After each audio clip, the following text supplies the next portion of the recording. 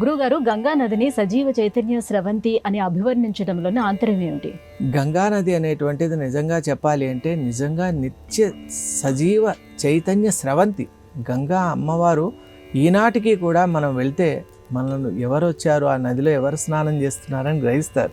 మరి అటువంటి ఒక ప్రత్యేకమైనటువంటి ఆ విలక్షణత ఉంది ఆ గంగా నదికి. దీనికి తార్కారణంగా ఒక యథార్థ గాథను మీకు తెలియజేసే ప్రయత్నం చేస్తాను. కాశీకి ఒక యువ బ్రహ్మచారి వచ్చారు. ఆయన జపతపాదులతో జీవితాన్ని పరిపూర్ణం చేసుకోవాలని ఉద్దేశంతో వచ్చారు.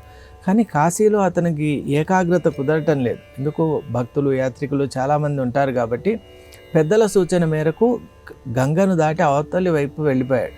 అక్కడ అంత స్థలాన్ని చూస్తూ ఉన్నప్పుడు ఒక ఐలాండ్ లాగా ఉంది. చుట్టూ గంగా నది, మధ్యలో కొంత ప్రాంతం ఉంది. ఇది చాలా కరెక్ట్ ప్లేస్ నాకని వారు అనుకున్నారు. అనుకొని అక్కడ ఒక కుటీరాన్ని నిర్మించుకొని అక్కడే జపము ధ్యానము చేసుకుంటూ ఉన్నారు. ఒకరోజు ప్రదోషానికి కొంచెం ముందు, అంటే సుమారు 4 గంటల ఆ ప్రాంతంలో ధవళ వస్త్రాలు ధరించిన దేవతా స్వరూపం లాంటి ఒక మాతృమూర్తి తమ వైపు వస్తుండటం చూశారు. వెంటనే జపమాల పక్కన పెట్టి ఆ తల్లిని చూసేవారికే సాష్టాంగ నమస్కారం చేయాలి అని అనిపించింది. వెంటనే నమస్కారం చేయంగానే ఆ తల్లి అత్యంత మృదు మధురమైనటువంటి వాక్కులతో, వత్స, నువ్వు వెంటనే ఆ ఉన్నతమైన శిఖరం పక్కన ఉంది కదా, అక్కడికి వెళ్ళు, నీకు శుభమవుతుంది అని చెప్పి ఇతను ఒక్కసారి కళ్ళు మూసుకొని ఆ తల్లిని స్మరిస్తుంటూ ఉండి మళ్ళీ చూసేసరికి ఆ తల్లి లేరు, అక్కడ అంతర్ధానం అయిపోయారు. అప్పుడు అర్థమైంది, సాక్షాత్తు ఎవరో దేవత నన్ను అనుగ్రహించారు అనుకొని అమ్మ చెప్పినట్టు నేను చేయాలి. కాబట్టి వెంటనే తన దగ్గర ఉన్న సామాగ్రి కూడా పెద్దగా ఏమీ లేవు. ఆ వస్తువులన్నీ తీసుకొని అమ్మ చెప్పినట్టు ఆ శిఖరం పైకి వెళ్తాను అని పక్కన ఒక ఎత్తైన ప్రాంతం వైపు వెళ్ళారు.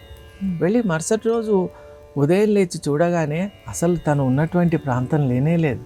మొత్తము గంగాజలం ఆ ప్రాంతాన్ని కప్పివేసింది.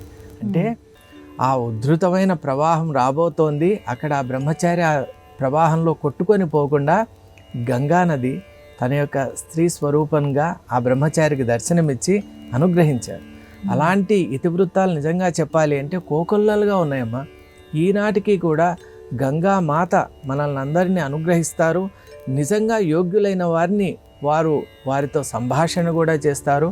అనేక రూపాల్లో వారికి దర్శనం ఇవ్వటమే గాక వారి జన్మను కూడా కృతార్థులను చేస్తున్నటువంటి సందర్భాలు ఉన్నాయి. కాబట్టి గంగా నది అనేటువంటిది పరమపావనమైనది. మనకందరికీ కూడా చాలా ఉన్నతమైన, మనకు భారతీయ సంస్కృతిలో గంగాజలం అంటే చాలా ఉన్నతమైనటువంటి ఒక భావన ఉంటుంది.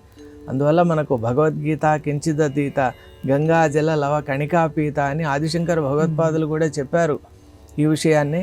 గంగా నది చాలా పవిత్రమైందే కాక ఈనాటికి కూడా తల్లిలాగా మనల్ని అందరినీ అనుగ్రహిస్తూ ఉంటారు.